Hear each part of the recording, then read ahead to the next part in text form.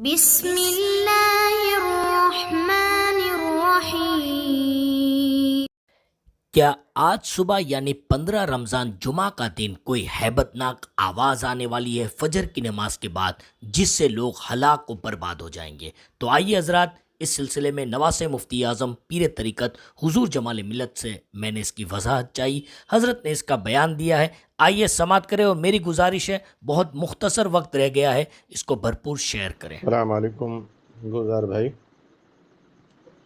15 رمضان المبارک جمعہ کا دن جو حدیث پاک میں ایک مخصوص عذاب کے سلسلے میں ذکر ہے کہ فجر کی نماز کے وقت ایک دھماکے کی آواز کے ساتھ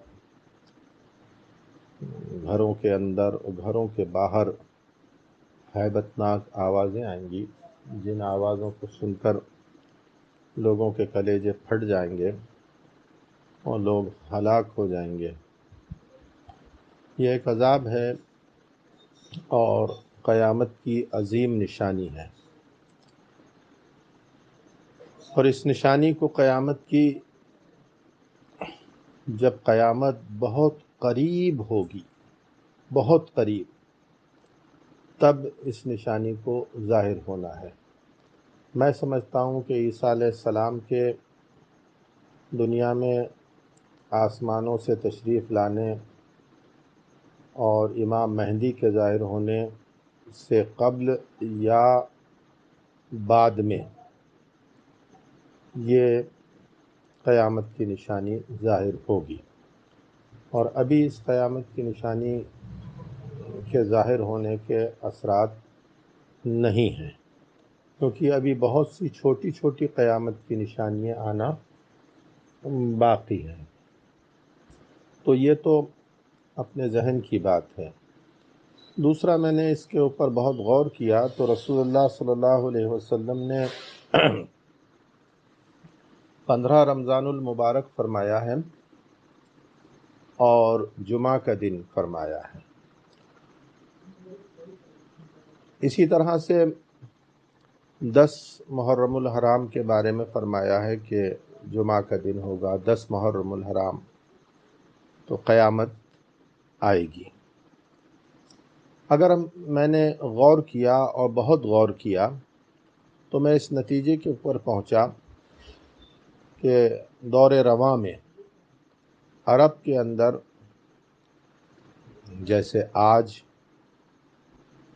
15 تاریخ تھی رمضان المبارک کی اور جمعرات تھی، ہمارے ہندوستان میں کل 15 تاریخ ہے اور جمعہ کا دن ہے، اور رسول اللہ نے جمعہ کا دن فرمایا اور 15 تاریخ فرمائی۔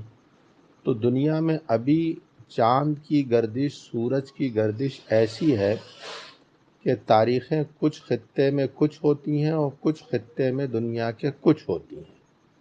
میرا اپنا ذہن یہ کہتا ہے، کسی کتاب میں نے نہیں پڑھا کہ چاند اور سورج کی گردش میں فرق آئے گا، اور چاند اور سورج کی گردش قیامت کے قریب ممکن ہے کہ ایسی ہو جائے کہ پوری دنیا کے اندر ایک ساتھ چاند نظر آئے۔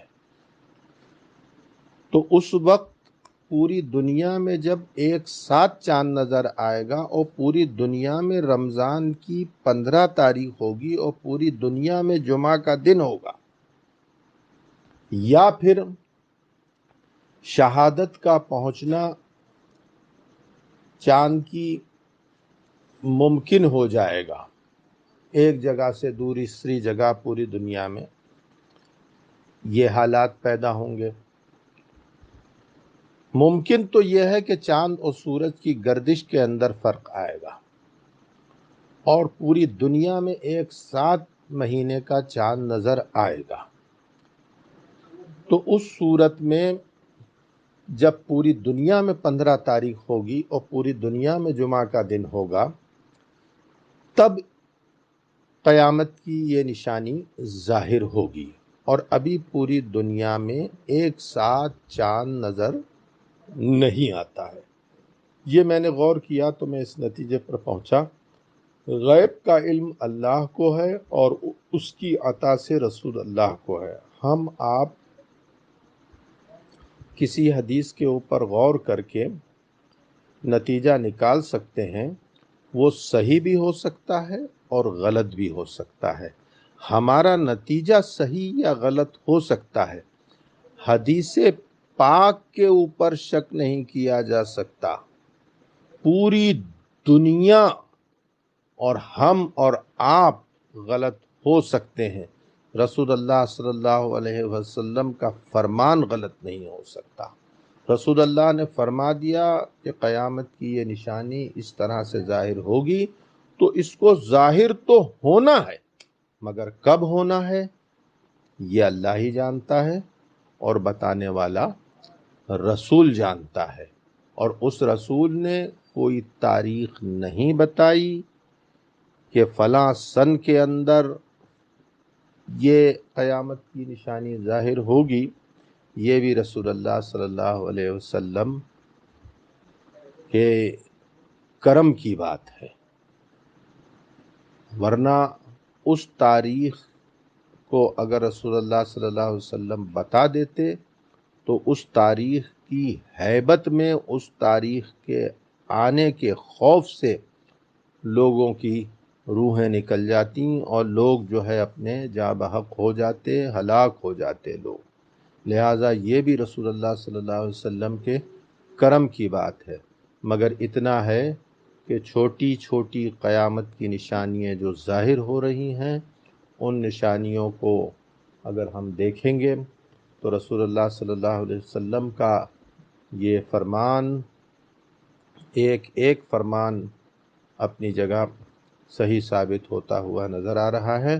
رسول اللہ کے فرمودات کو، قیامت کی نشانیوں کو جب ہم صحیح ثابت ہوتا ہوا دیکھتے ہیں، اور بلا شبہ صحیح ہے، اس پہ شک بھی نہیں کرنا چاہیے، تو یہ ہمارے ایمان اور اسلام اور رسول اللہ صلی اللہ علیہ وسلم کے حق ہونے کی عظیم دلیل ہے۔ الحمدللہ، الحمدللہ، ثم الحمدللہ۔ اللہ تبارک و تعالیٰ نے ہمیں دین احسن عطا فرمایا، اور اس کا ہم لاکھ لاکھ شکر ادا کرتے ہیں کہ اللہ تبارک و تعالیٰ کا احسان ہے کہ اللہ تبارک و تعالیٰ نے ہمیں مسلمان بنایا، مومن بنایا، اور جو ہے اپنے رسول اللہ صلی اللہ علیہ وسلم کا امتی بنایا۔ اللہ تبارک و تعالیٰ ہمیں اور آپ کو چھوٹے و بڑے ہر عذاب سے محفوظ رکھے، اور تمام امت کے سنی صحیح العقیدہ مسلمانوں کو اپنے دین اور ایمان پر استقامت عطا فرمائے۔ وما علینا الا البلاغ۔ آپ نے فرمایا تھا تو اس سلسلے میں نے کچھ عرض کر دیا۔ اگر کوئی مجھ سے غلطی و خطا ہوئی ہو، لغزش ہوئی ہو، تو اللہ تبارک و تعالیٰ معاف فرمائے۔ لا الہ الا اللہ محمد رسول اللہ صلی اللہ تعالیٰ علیہ وسلم۔